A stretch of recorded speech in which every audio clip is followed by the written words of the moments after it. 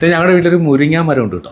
അപ്പോൾ മുരിങ്ങക്കയുടെ സമയമായി കഴിഞ്ഞാൽ ഇവിടെ സർവ്വം മുരിങ്ങമയം എന്നൊക്കെ പറയാൻ വേണമെങ്കിൽ. മുരിങ്ങക്കയുടെ ഗുണങ്ങൾ എല്ലാവർക്കും അറിയാമല്ലോ. ഞാനൊരു വീഡിയോ ഓൾറെഡി ചെയ്തിട്ടുണ്ട് മുരിങ്ങക്കയുടെ ഗുണങ്ങളെക്കുറിച്ച്, അതൊന്ന് കണ്ടു നോക്കൂ കേട്ടോ.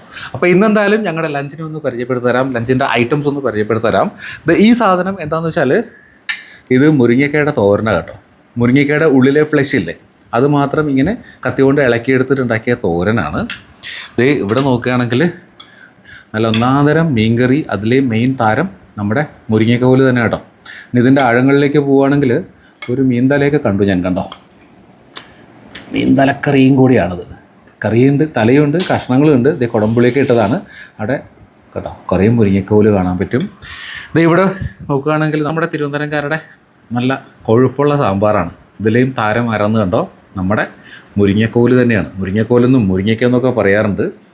അപ്പോൾ എല്ലാം അടിപൊളിയാണ്, എല്ലാം എൻ്റെ ഫേവറേറ്റ് ഐറ്റംസും കൂടിയാണ്.